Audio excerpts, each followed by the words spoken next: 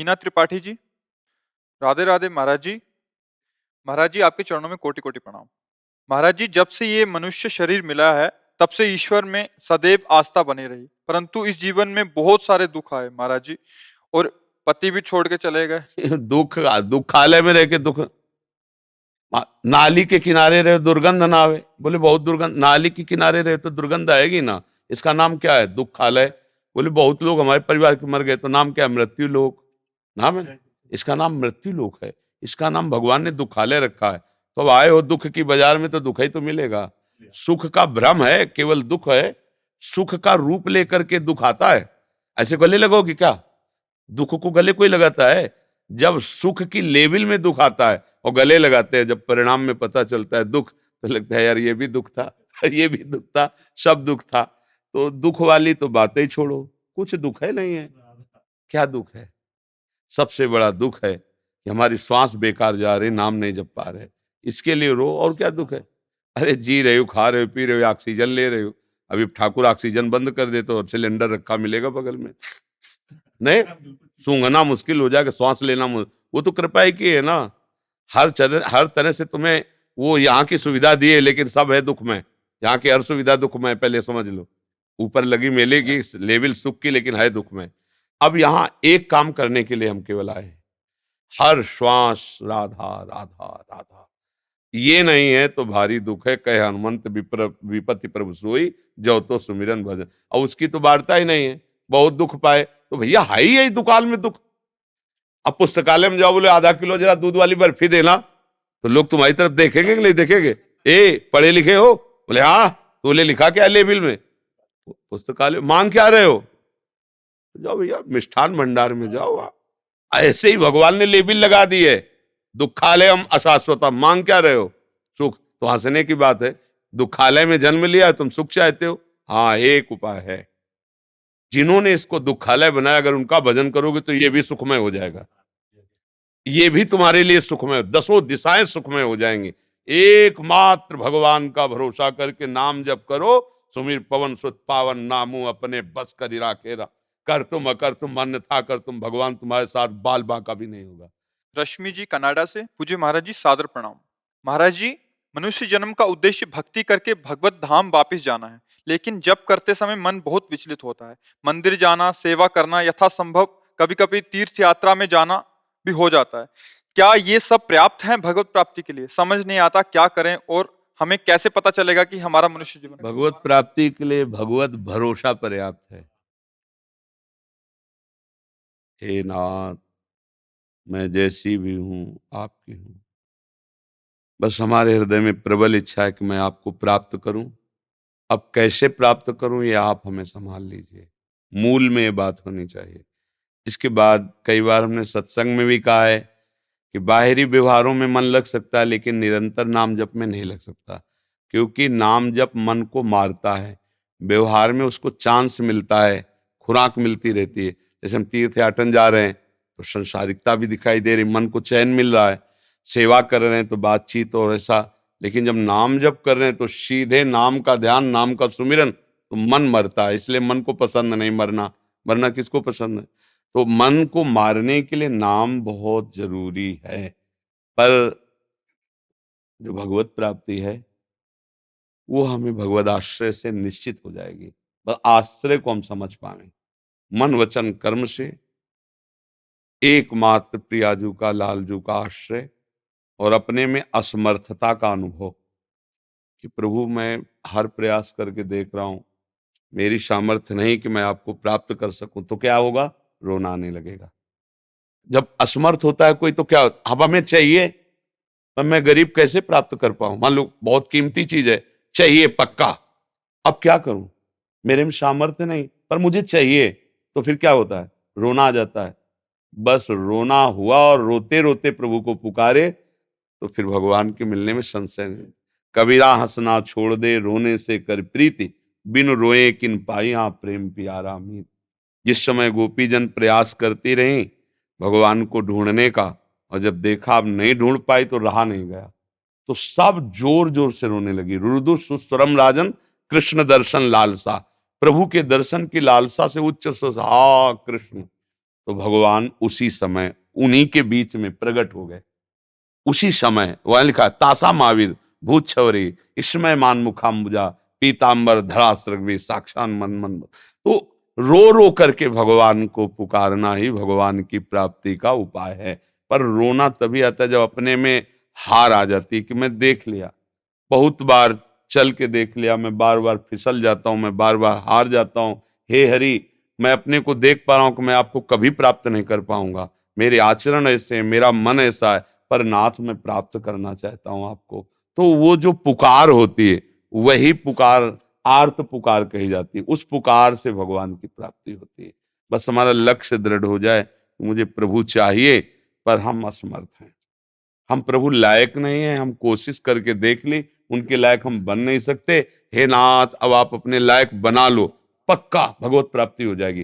कैसे भी हो तुम, परिणाम में तुम्हें भगवत प्राप्ति हो जाएगी, क्योंकि आपने जो अपने हृदय की बात रख दी ना, तो भगवान दोनों पक्ष को देख रहे, आपको भी और अपनी माया को भी, कि मेरी माया कितनी प्रबल है, अभी मेरी शरण में आ गया, अब बस बात बन जाएगी।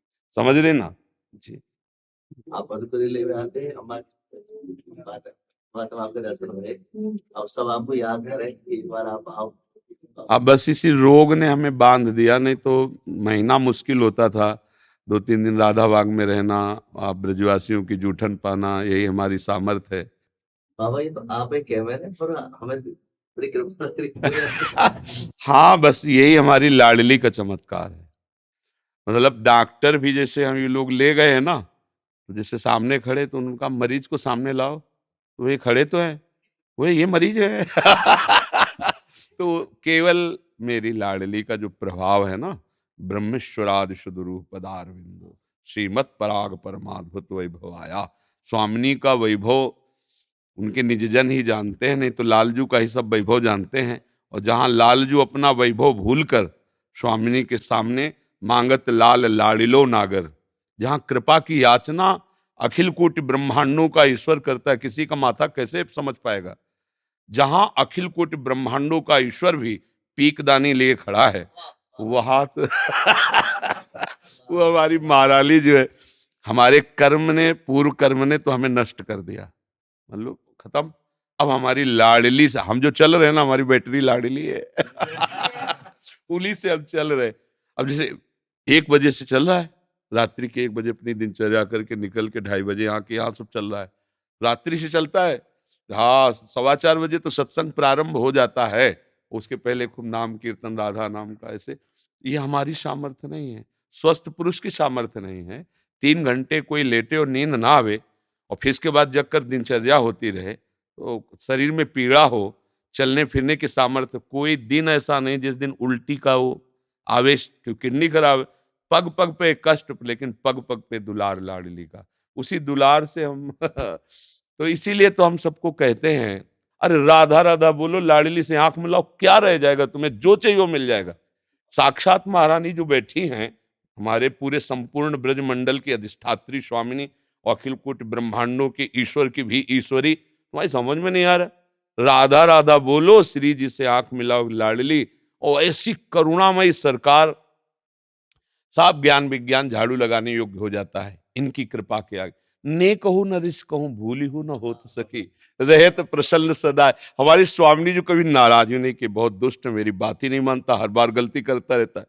ने कहूं न रिस कहूं, भूली हूं, कभी स्वामी जो अपराधी नहीं मानती है। अवगुण करे समुद्र सम, गणत ना अपनो जान, और राई के सम भजन को मानत मेरु समान। हमारी स्वामी जी जो है ना, अगर समुद्र के समान अपराध बन जाए, तो लालजू से कहते मेरा है, फिर भी तुम इसे अपराधी मान। बोले नहीं जी नहीं, बिल्कुल अपराधी नहीं।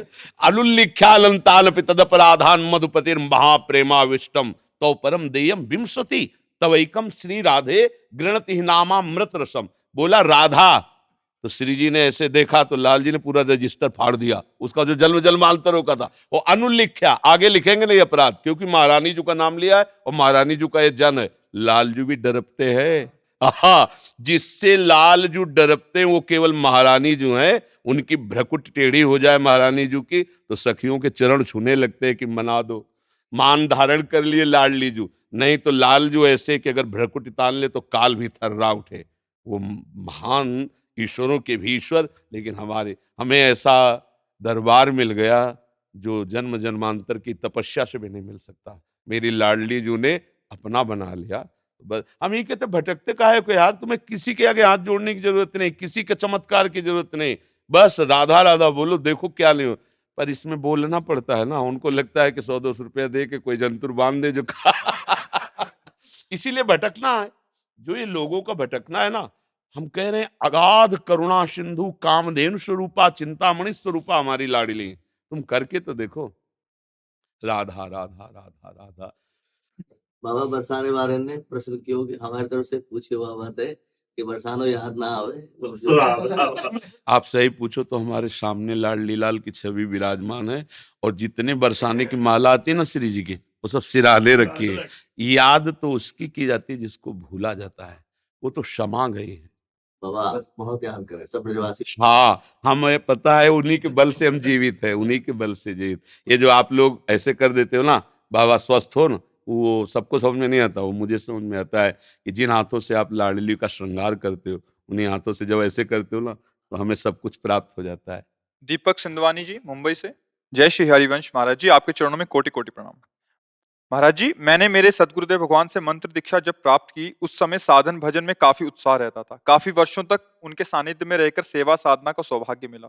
कुछ समय पूर्व जब मेरी उन्नति हेतु कुछ डांट फटकार गुरुदेव ने की, तो मैं उसे पचा ना पाया, सत्संग से विमुख हो गया और धीरे धीरे अकेले रहने के कारण निराशा में आ गया। अनजाने में कुछ शास्त्र विरुद्ध आचरण भी हो गए। उन्होंने कई बार संकेत में भी समझाया, बट मैं समझ नहीं पाया। महाराज जी, मेरा मार्ग बात ये होती कि परमार्थ में सबसे ज्यादा नाश करने वाला जो शत्रु है वो अहंकार है। हमारे प्रभु हमारे गुरुदेव जब देखते हैं कि इसके अहंकार पर कोई फर्क नहीं पड़ रहा, तो अहंकार को कुचलना चाहते हैं। जब वो अहंकार के कुचलने का ऑपरेशन करना चाहते हैं, तभी थिएटर से भाग जाता है मरीज, मरीजे भाग जाता है। क्योंकि अहंकार संसर्ति मूल शूल प्रदनाना सकल शोकदायक अभिमाना। तो हम जीवत्व अभिमान में, देहाभिमान में जो हम गुरुजनों की शरण लेते हैं, और जहां वो तुम्हारे अभिमान पर ऑपरेशन करना शुरू करते हैं, तहां भाग पड़ता है उपासक। अगर भागे ना, वो वहीं रुक जाए, तो जीवन मुक्त बना के छोड़ते हैं महापुरुष। वो अहंकार हम बचाए रखते हैं। हमने तो कोई गलती नहीं की, फिर डांटा क्यों? तो सोचना चाहिए ना, भगवत प्रेमी है महात्मा, फिर डांटे क्यों? मतलब कोई ना कोई तो आंतरिक राज से हम जानने, हमें और डटना चाहिए। वो जब दुत्कारे तो हमें और नजदीक होना चाहिए कि कोई है बात। जब वो बुला रहे हैं, दुलार कर रहे हैं, तब तो लग रहा है कि हमारे गुरुदेव हों। जब वो भगा रहे हैं कि आज के बाद गेट में ना घुसना, तो ठीक है महाराज, हम गेटे में बैठे मिलेंगे, जब आप निकलोगे तब हम मिलेंगे, हमारे पास दूसरा ठौर नहीं, तो काम बन जाए। एक प्रसंग में संदीपनी जी जब अपने गुरुजी के पास रहते थे, तो बहुत से शिष्य थे, उन्होंने प्राण समर्पित करने का भाव दिखाया। संदीपनी जी ने गुरुदेव की श्रीअंग सेवा से धैर्य प्राप्त किया था। एक कहना कि मैं आपका हूं, और एक होना अंदर से, इसमें अंतराय होता है। कहने वाला फेल हो सकता है, होने वाला नहीं। अब उन्होंने अपने को पागल साबित कर दिया, संदीपनी जी के गुरुजी ने। लघुशंका हाथ में लेके ऐसे फेंकना, थूकना, ईंट मारना, ऐसे भागना शुरू हुआ। सब भाग गए। कुछ समय बाद स्वस्थता की लीला की कि अब मैं स्वस्थ हो गया हूं। तब देखा कोई नहीं। संदीपनी जी से पूछा, तुम क्यों नहीं भागे? तो उनका गुरुजी, आपको फिर स्नान कौन कराता, भिक्षा मांग के कौन लाता, आपको पवाता, तो हमने तुम्हारे साथ गलत व्यवहार नहीं किया। बोले प्रभु, गलत व्यवहार तो तब हो जब दूसरा कोई हो। ये तन ये मन प्राण आपको समर्पित हैं। आप चाहे इन्हें मारो, चाहे पीटो, चाहे दुलार करो, चाहे गोद में बैठा लो, चाहे हमें आप नाली में बैठने के लिए कह दो, ये तो आपको हमने दे दिया है। बहुत प्रसन्न है। बोले बेटा, मैं जिस भजन के बल से जिस भगवान को प्राप्त होऊंगा, वो भगवान तुम्हारा शिष्य बनेगा आके। तो जगत गुरु भगवान कृष्ण नीचे बैठे और संदीपनी जी आसन में बैठे। गुरु प्रताप समझना होता है। समर्थ स्वामी रामदास जी के पास हजारों शिष्य थे, तो जो 2-3 सेवा करने में प्रधान थे, उनसे ईर्ष्या करते थे। एक दिन प्रश्न किया कि आपके समीप एक ही है, क्यों सेवा में नजदीक रहते हैं, हम लोग भी तो हैं।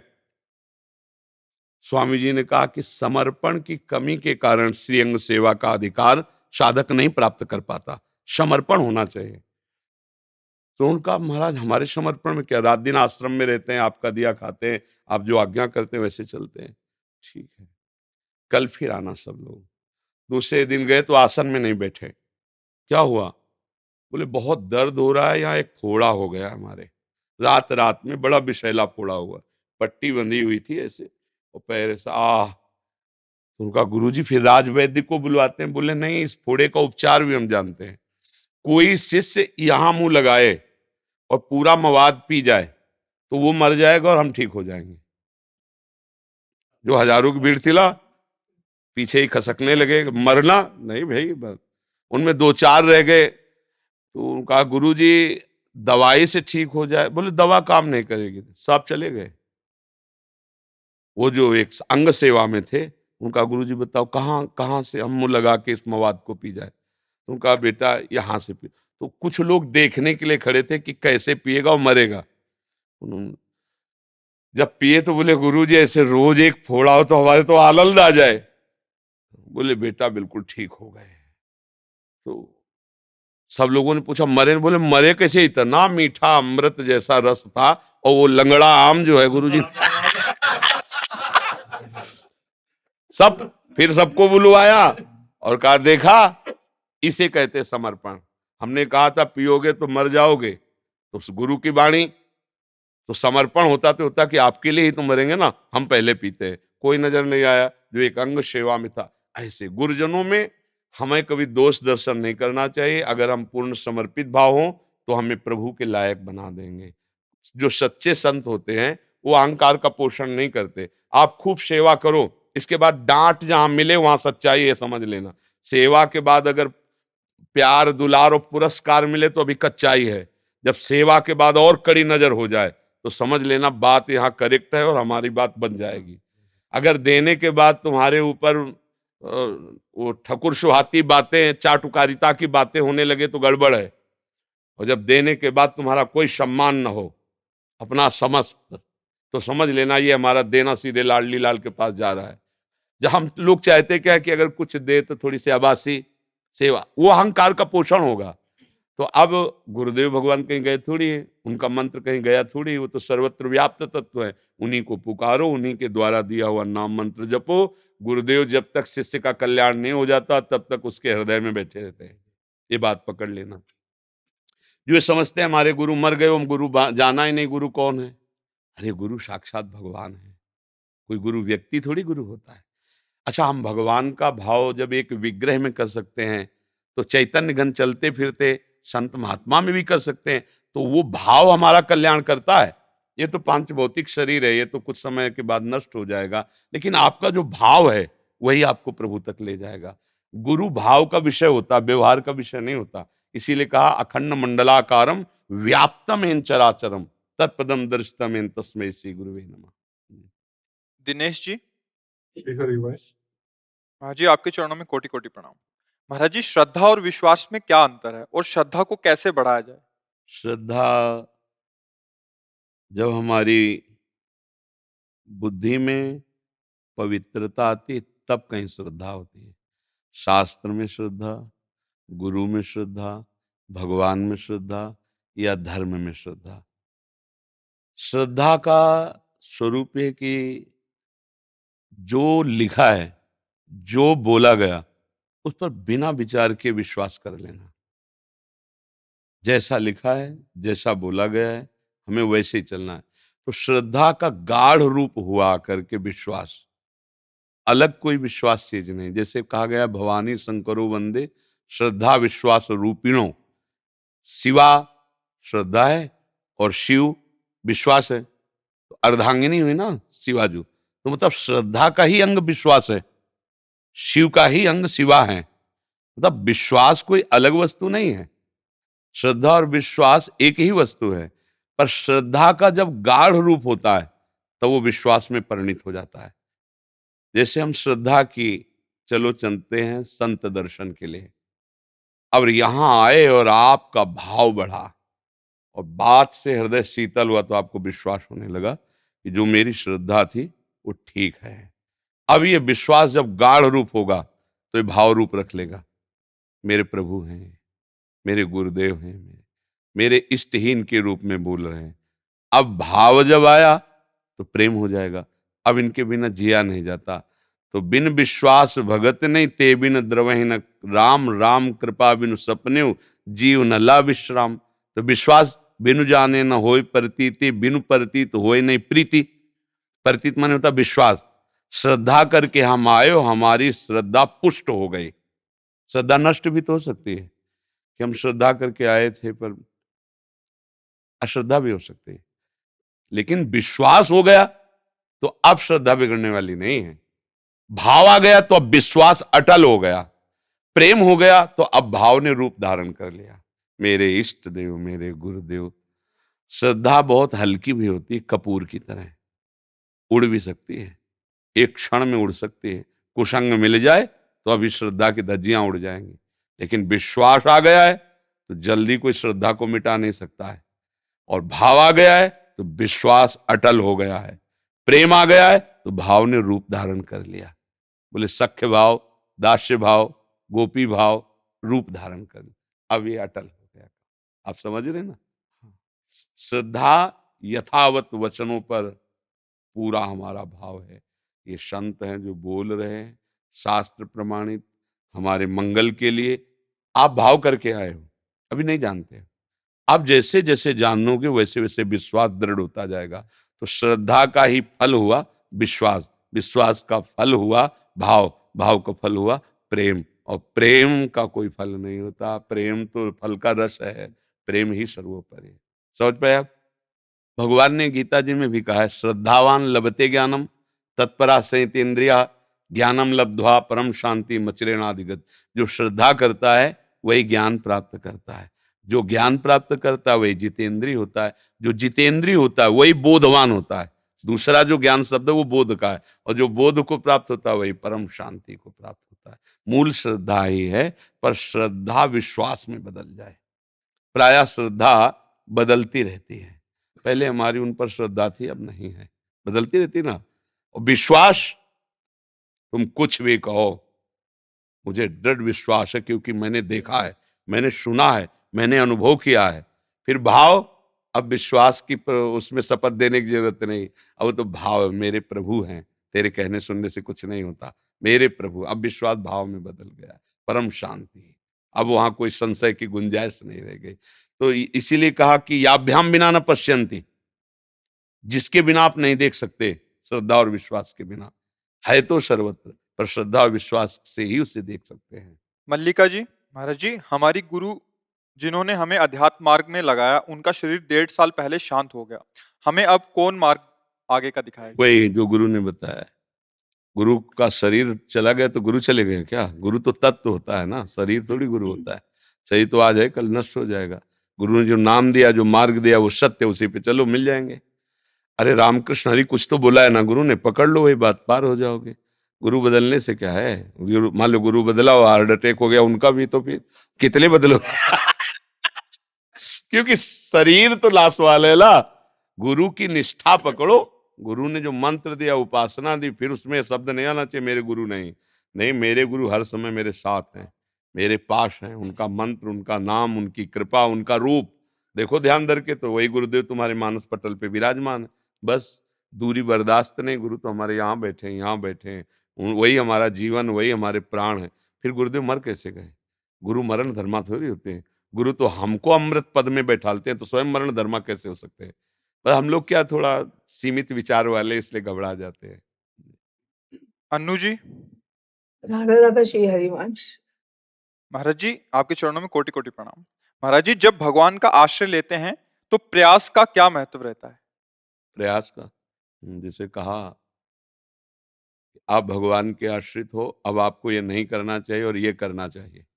आश्रय का स्वरूप होता है ना, जिसे भगवत मार्ग में चल रहे हो, अब आपको ये नहीं करना चाहिए, तो आपका मन कहेगा कि ये करना है, पर आपको प्रयास पूर्वक उसे रोकना है। ये नहीं छोड़ देना कि जो मन कह रहा कर रहे हैं, भगवान की इच्छा होगी तो बचा लेंगे। नहीं बचाएंगे, लिख लो, नहीं बचाएंगे। वो तब बचाएंगे जब आप प्रयास करते हुए अब हार रहे हो, तो वो बचा लेंगे। आपने प्रयास ही नहीं किया। अगर प्रयास रहित, तो फिर असत आचरण बिल्कुल नहीं होना चाहिए। तो तुम भजन का भी प्रयास न करो, तुम्हें भगवत प्राप्ति हो जाएगी, पर ऐसा नहीं है। आप भजन के लिए कह सकते हो कि मेरे से नहीं होता, पर गलत जगह समय व्यतीत करने के लिए आप नहीं कह सकते ऐसा। बोले भजन तो नहीं होता और सब प्रपंच होता है, तब अब तुम्हारे प्रयास का जो गलत जगह प्रयोग हो रहा है ऊर्जा शक्ति का, उसका गुरुजनों ने आदेश किया, आप ये पाठ करो, आप ये नाम जप करो, आप ये सेवा करो, आप ऐसा व्यवहार करो, आप ऐसे आचरण करो। तो गुरु के आश्रय से भगवद आश्रय पुष्ट होता है और भगवद आश्रय से आचरण पवित्र होते हैं, और आचरण की पवित्रता ही प्रमाणित है कि आप भगवान के हो। अगर आपके आचरण गंदे हैं, फिर आप मतलब राम और रावण में क्या अंतर है? तत्व में। जो राम जी हैं वही रावण जी हैं।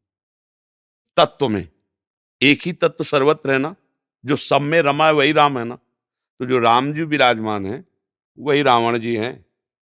वैसे भी भगवत स्वरूप ही पार्षद होकर भगवान के धाम में जाते हैं, और भगवान का पार्षद ही रावण है। भगवान और भगवान के पार्षद अभेद होते हैं, दोनों तरह से। हम लीला, प्रगट लीला के पहले भी वो जय विजय हैं, तो वो भगवान के स्वरूप हैं, चतुर्भुजधारी नारायण स्वरूप ही हैं। भगवान के धाम में भगवान का स्वरूप ही होकर के तो जाया जाता है। और वैसे भी तत्व रूप में भगवान सब में विराजमान है।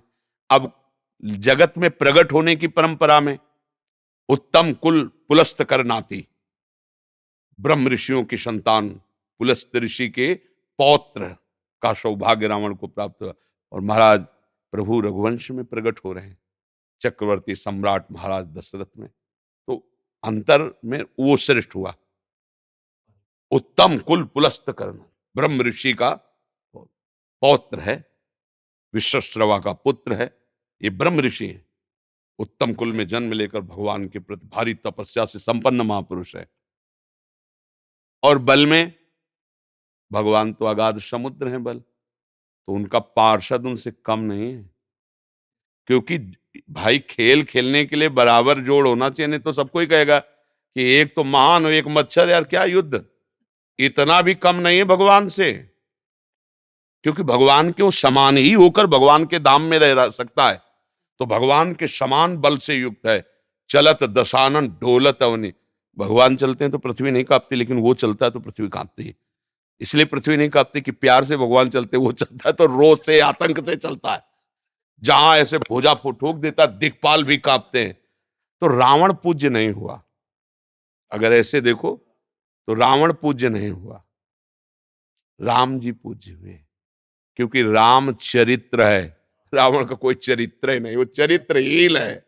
बात है ना, सब कुछ परफेक्ट है पर वो चरित्रहीन है। और महाराज का सब कुछ परफेक्ट होते हुए चरित्र पावन है। भगवान श्री राम का चरित्र निष्कलंक, पूर्ण मर्यादा पुरुषोत्तम, इसलिए भगवान उसमें भी है। अच्छा, उसी ग्रंथ में चरित्र लिखा हुआ है। राम चरित्र की जब आरती होगी तो राम की भी हो रही है, रावण की भी हो रही है ना, उसी में तो है ना, राम चरित्र में उसका भी चरित्र है ना। तो हमारे यहां चरित्र ही प्रमाणित करता है कि आप किस कोटि के साधक हैं, किस कोटि के साधन में। क्या प्रश्न था? प्रयास। हाँ, तो प्रयास, आपका प्रयास करना ही है। जब आप इस स्थिति में पहुंच जाएंगे कि आपका अहंकार भगवत समर्पित हो गया, तब दोषों की कोई गुंजाइश ही नहीं रहती। इसलिए अब वो ही अनुभव करता है कि मैं कुछ कर नहीं रहा, प्रभु मेरे से करा रहे हैं। जब प्रभु करा रहे हैं तो असद आचरण नहीं हो सकता, क्योंकि असद आचरण अहंकार से, भोग बुद्धि से होता है। प्रभु जो कराएंगे तो वो योग बुद्धि से होगा, सबके मंगल के लिए होगा। इसीलिए जो महात्मा हुए हैं उनके लिए लिखा, साधुते होए न कारज हानि। कभी किसी का मंगल हुआ हो आज तक सच्चे संत से? नाटक बात अलग है, सच्चे संत से किसी का मंगल कदापि नहीं हो सकता है। तो जो हमारे अंदर ऊर्जा शक्ति है उसको हमें प्रयास करके सतमार्ग में लगाना है, जितनी है। इसके बाद की बात जिनके हम आश्रय में वो संभाल लेंगे। हम अपनी ताकत से प्रभु तक नहीं पहुंच सकते, पर हमें ताकत लगानी है। जैसे दलदल में फंसे हैं, हम अपनी ताकत से नहीं निकल सकते, पर हमें ताकत विपरीत नहीं लगानी है, हमें पॉजिटिव लगानी है। निकालने वाला निकाल रहा है तो हम भी निकलने की चेष्टा करें। तो ऊर्जा शक्ति अगर आप पॉजिटिव नहीं लगाओगे तो निगेटिव में जाएगी, नकारात्मक निषेध में जाएगी, तो आपका फिर मार्ग बाधित हो जाएगा।